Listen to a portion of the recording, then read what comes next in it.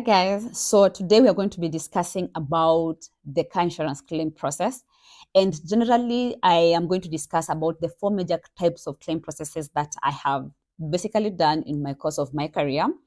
And generally the major ones would be the accidental damages. We'll be looking at the theft claim process, we'll be looking at the third party claim process, and also the windscreen claim process. And we're going to start with the most common one, especially for people with comprehensive insurance, which is the accidental damages. And the accidental damages is the physical damage to your vehicle, and this can result from either a self-involving accident or where other vehicles or other people's property is involved. And generally, the first thing that you do, especially for a non-injury accident, is get out of the vehicle once you're able to assess that you are in good condition. And remember to look at the scene of the accident and assess the extent of the damage. If the damages are above what generally you'd consider agreeable or acceptable to you, then now you can take the accident scene photos or videos.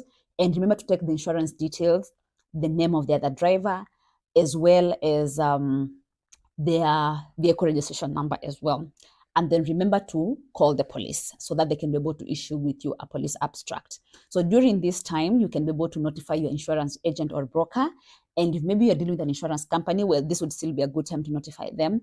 Or maybe you can notify them after the police have come and issued with the claim police abstract.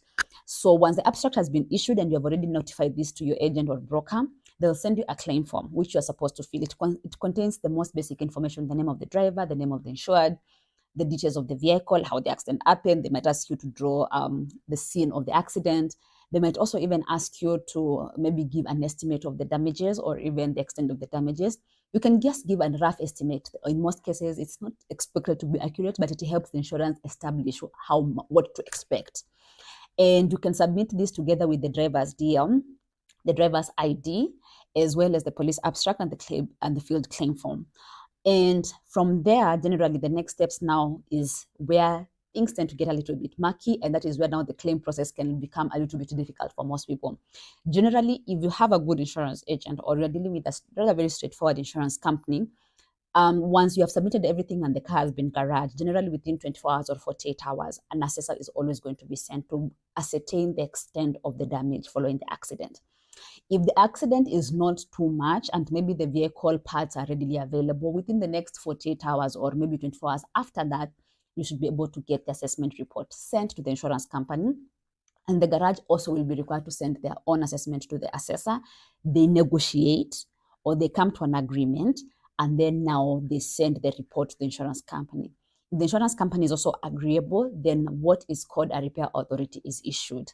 This is basically to let the garage know that one, the claim is admissible, and also let you know as the insured that the claim is also admissible and the insurance company has accepted liability and they are going to pay for your claim.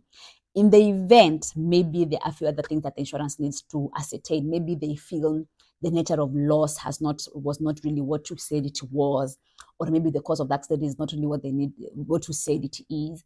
They might actually do what is called the investigations. Yeah, they might send an investigator to you, ask you a few questions, visit the scene of the accident, check a few things, ask for extra documentation. Sometimes they can ask for M-Pesa statement, they can ask for call records depending on the nature of accident, and maybe also any other details. And then now from there, now if everything checks out and they're satisfied, then now the repairs can be commenced. Once that has been commenced now, depending on the extent of the damage, if the damage is too big, of course, it's going to take a longer time. If the garage is also busy, it can also take a longer time. But generally, if it's a smaller damage and the garage is quick, generally in most cases, within a week or two, you should be able to get your vehicle back after that. So generally, that is just one of the ways in which the claim process for accidents happen. If it is a write-off, then the process is going to be completely different.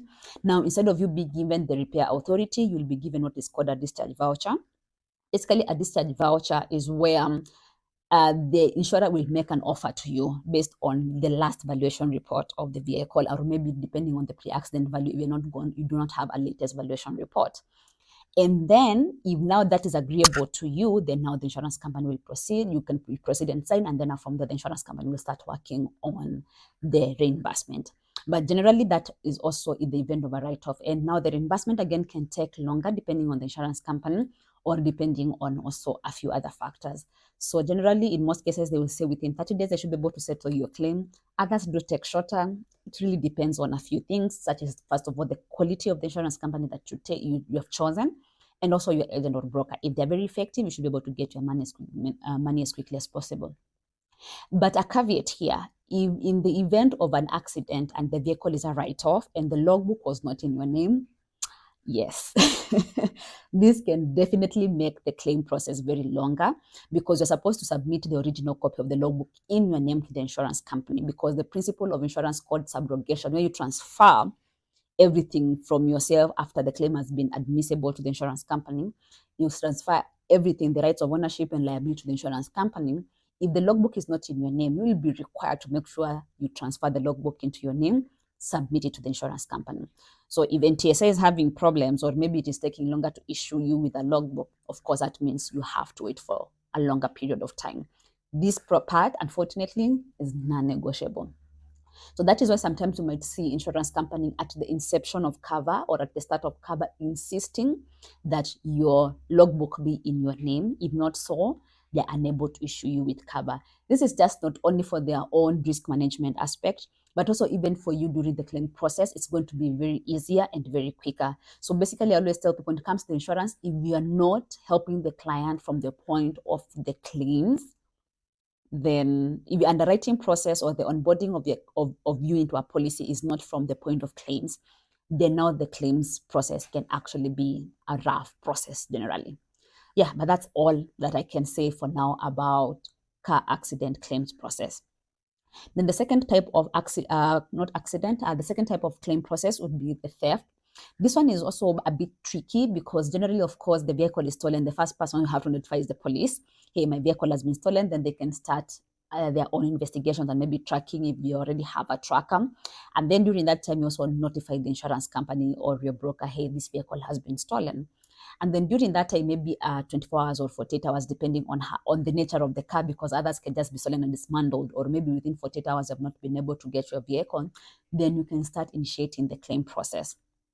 Then, of course, you'll fill the necessary claim documentation, you'll submit the abstract, you'll submit a copy of the logbook, submit a copy of the latest valuation report. And then now from there, now depending on if now at the end of the day, the police say, we are done, there is nothing much we can do, then now, unfortunately, now you can now start the process. And then now the insurance company will issue you a discharge voucher. If it's agreeable, you sign.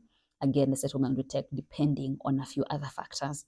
But yeah, that one is slightly a little bit more straightforward, but also one of the most difficult, because at the end of the day, even before the discharge voucher is given, an investigator is always going to be assigned so that they can make sure that the claim is actually valid. So this one, no matter what you do, an investigator will always be sent over. And then the third claim process is usually the third-party claims, and this one can either be for the property or even for third-party bodily injury. But in most cases, the process is going to be the same.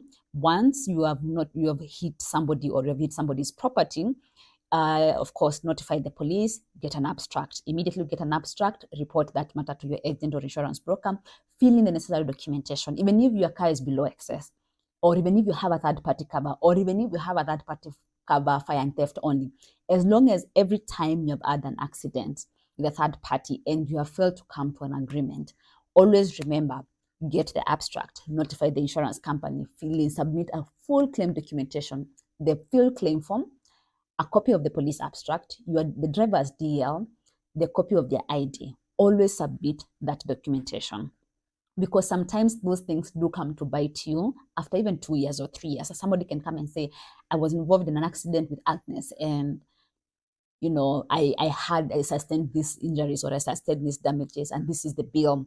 Or even find yourself in a court of law and you have to defend. If you had not submitted that claim documentation, basically the insurance company will assume liability, and therefore everything will fall onto you. And generally now that is where the matter is.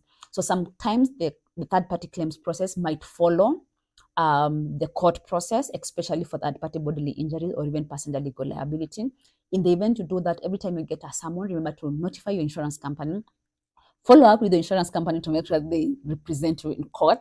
And then now from there, you can be able to know. Sometimes some don't go I've come across cases where, yes, there was someone who submitted someone documentation, but the insurance company or maybe the person that was supposed to do, they didn't follow through.